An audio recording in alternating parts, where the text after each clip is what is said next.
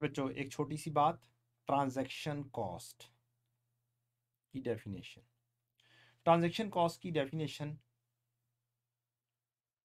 Incremental cost होती है जो कि डायरेक्टली एट्रीब्यूटेबल होती है हमारी एक्विजिशन से, इशू से, डिस्पोजल से और फाइनेंशियल एसेट या फाइनेंशियल लायबिलिटी। यहाँ पर एक पैरा दिया हुआ है B5.4.8, इसको देखते हैं हम। B5.4.8, incremental cost is one that would not have been incurred if entity has not been acquired। अगर हमने ये काम ना किया होता तो ये खर्चा भी ना करना पड़ता। B5.4.8 अपेंडिक्स बी में 5.4.8 के ऊपर चलते हैं।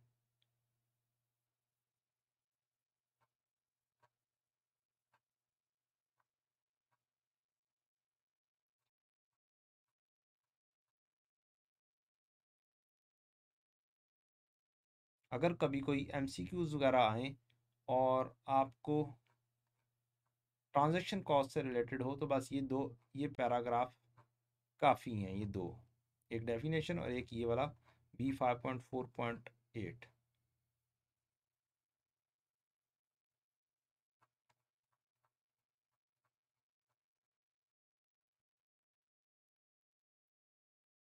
जी, transaction cost. Transaction cost include, इसमें शामिल है fees and commissions paid to agent. ये हमने पढ़ा भी है, देखा भी है कि कमीशन एजेंट जो लेता है वो हमारी क्या है, transaction cost. Including employees acting as selling agent. इसका क्या मतलब है? इसका मतलब है बाज़ औक़ात ये होता है कि एक मेन एजेंट है, एक उसका छोटा भी होता है। एम्प्लॉय कहता है यार मैं काम करवा देता हूँ आपका, तो उन्होंने 5,000 लेने, आप मुझे 3,000 दे दीजिएगा। तो ये जो एम्प्लॉय को भी acting as an selling agent, ये सेलिंग एजेंट के तौर पर काम कर रहा है, तो इसको जो कमीशन देंगे ये भी क्या होगी, ट्रांजैक्शन कॉस्ट होगी।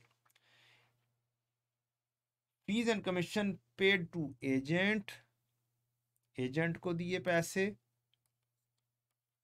एजेंट के एम्प्लॉय को दिए, एडवाइजर को दिए, ब्रोकर को दिए, डीलर को दिए, कोई लेवीज लिए हैं गवर्नमेंट ने, रेगुलेटरी एजेंसी ने, कोई सिक्योरिटीज एक्सचेंज कमीशंस को पैसे पे करने पड़ गए हैं, कोई ट्रांसफर टैक्सेस वगैरह हैं या ड्यूटीज वगैरह हैं, ये सारे क्या हैं, ट्रांजैक्शन कॉस्ट हैं।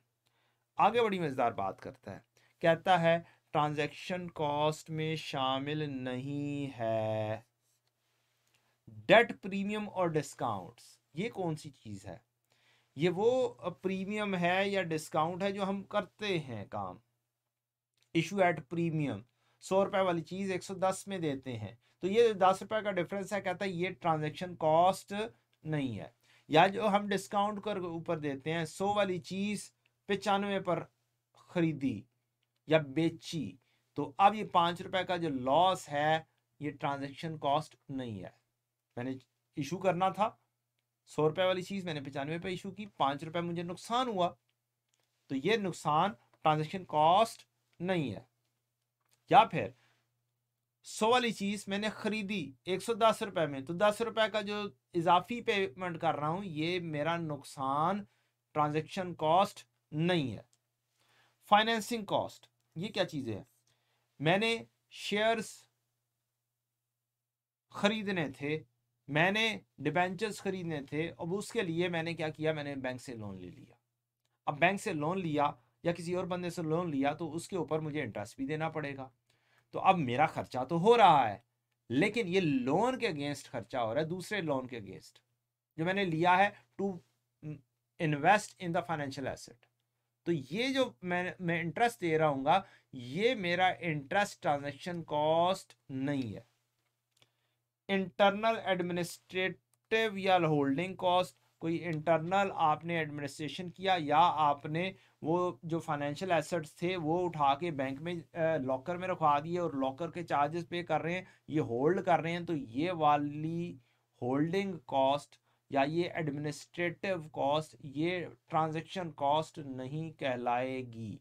तो स्टैंडर्ड ने बड़ी खुल के बात की है, ट्रांजैक्शन कॉस्ट के ऊपर, और इनमें से खास तौर पे पर्टिकुलरली नोट वाली लिस्ट में से एमसीक्यूज हो सकते हैं, आ सकते हैं।